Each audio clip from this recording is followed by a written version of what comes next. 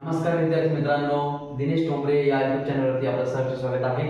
बघा, आपण टेन्स बघत होतो। मागच्या व्हिडिओमध्ये आपण टेन्स जेव्हा आपण बघितले त्यामध्ये आपण प्रेझेंट टेन्स जो वर्तमान काळ आहे त्याचे आपण सब टाइप्स ऑफ दी टेन्स म्हणजे काय काळाचे उपप्रकार हा पहिला जो टेन्स आहे काळ आहे आपण बघितला होता। त्यामध्ये प्रेझेंट टेन्स म्हणजे वर्तमान काळ, पास्ट टेन्स म्हणजे भूतकाळ आणि फ्युचर टेन्स म्हणजे भविष्यकाळ। त्यापैकी आपण वर्तमान काळाचे जर प्रामुख्याने विचार केला तर वर्तमान काळाचे चार उपप्रकार पडतात। साधा वर्तमान काळ, त्यानंतर चालू वर्तमान काळ, पूर्ण वर्तमान काळ आणि पूर्ण चालू वर्तमान काळ। त्यामध्ये सिंपल प्रेझेंट टेन्स असेल, present continuous, present perfect tense आणि प्रेझेंट परफेक्ट कंटिन्यूअस टेन्स। त्यानंतर आपण जर विचार केला पास्ट टेन्सचा तर त्यामध्ये भूतकाळाचे सुद्धा चार उपप्रकार पडतात। सिंपल पास्ट टेन्स, त्यामध्ये past continuous tense, past perfect tense आणि पास्ट परफेक्ट कंटिन्यूअस टेन्स। आणि फ्युचर टेन्सचे सुद्धा चार उपप्रकार पडतात। सिंपल, फ्युचर टेन्स, त्यानंतर आपण future continuous tense, future perfect tense आणि फ्युचर परफेक्ट कंटिन्यूअस टेन्स। त्यापैकी आपण पास्ट टेन्स हा जो मुख्य काळ आहे म्हणजे भूतकाळ, त्यापैकी आपण पास्ट टेन्सचा उपप्रकार अभ्यासणार आहोत। त्यामध्ये बघा, पहिला जो उपप्रकार आहे पास्ट टेन्सचा तो आहे सिंपल पास्ट टेन्स, त्याला म्हणायचं साधा भूतकाळ मराठीमध्ये जर विचार केला तर। त्यामध्ये जर त्याचा सूत्राचा जर विचार केला तर सूत्राचा जर विचार केला त्यामध्ये आहे s + v2 + ऑब्जेक्ट। आता हे s म्हणजे काय? s म्हणजे कर्ता, क्रिया करणारा, वाक्यामध्ये जो क्रिया करणारा असतो त्याला म्हणायचं कर्ता। नंतर हे v2 काय आहे? हे v2 आहे क्रियापदाचं सेकंड फॉर्म म्हणजे क्रियापदाचं दुसरं रूप। आणि हे जे o दिसतंय म्हणजे ऑब्जेक्ट, कर्म, याला कर्म म्हणतात। त्यामध्ये हे सूत्र आहे, हे पॉझिटिव्ह जेव्हा आपण वाक्य तयार करू, होकारार्थी जेव्हा वाक्य तयार करू ना तेव्हा आपल्याला ह्या सूत्राची आपल्याला आवश्यकता भासते। त्यानंतर आपण आयडेंटिफाय द टेन्स, जर आपल्याला एखादा काळ ओळखायचा असेल तर आपल्याला आयडेंटिफायची आवश्यकता असते। बघा, मी एकदम सुटसुटीमध्ये मराठीमध्ये समजण्यासाठी लिहिलेला आहे। बघा, वाक्याच्या शेवटी एंड ऑफ द सेंटेन्स ल, ला, ली, लो, ले, लम अशी अक्षरे जर येत असेल वाक्याच्या शेवटी तर तेव्हा वाक्याचा टेन्स होतो साधा भूतकाळ, इंग्लिश मध्ये सिंपल पास्ट टेन्स।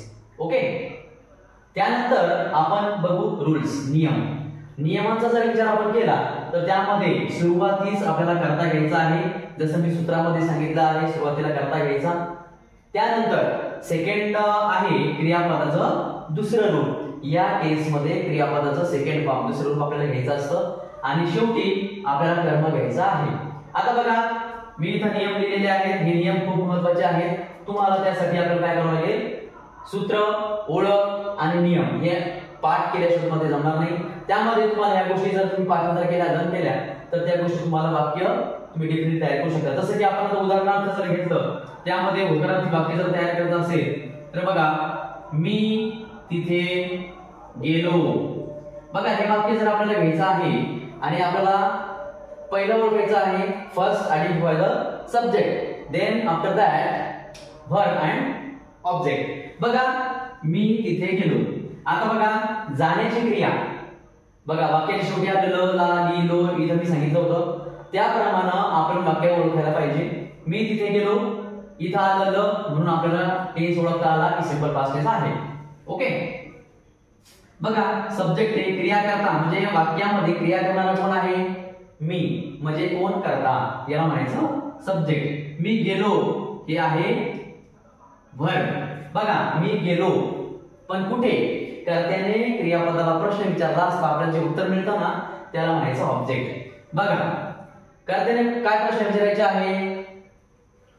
कर्त्याने प्रश्न काय विचारायचे आपल्याला? काय, कुठे, कसा, केव्हा, कधी असे जर प्रश्न विचारले आणि त्याचं उत्तर जर आपल्याला मिळालं ना त्याला म्हणायचं ऑब्जेक्ट। बघा, मी तिथे गेलो, कुठे गेलो?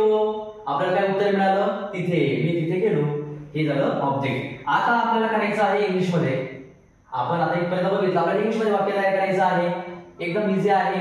बघा, मी या शब्दाला म्हणायचं आपल्याला आय घेतल्यानंतर आपल्याला v2 कडे यायचं। v2 काय आपलं?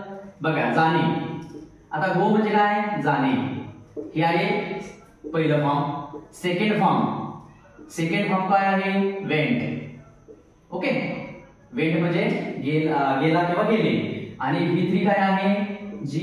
gone, गॉन म्हणजे गेलेला। आणि चौथा फॉर्मचा जर विचार केला त्याला म्हणायचं गोइंग म्हणजे काय? जात आहे। तर आपल्याला काय विचारलेलं आहे, सेकंड फॉर्म विचारलेला आहे. आपल्याला इथे वेंट घ्यायचं. बघा आय वेंट, आय वेंट. आता तिथे शब्द आहे, एका ठिकाणाहून दुसऱ्या ठिकाणी जात असताना किंवा एका ठिकाणाहून दुसऱ्या ठिकाणी आपण जेव्हा जातो आपण, त्या जाण्याच्या प्रक्रियेमध्ये त्या वाक्यामध्ये आपण वापरावं लागतं टू. I went to. त्यानंतर आपल्याला वापरायचं आहे देअर, THERE, देअर. देअर म्हणजे काय, तिथे. बघा आय वेंट टू देअर वाक्य आपलं तयार झालेलं आहे.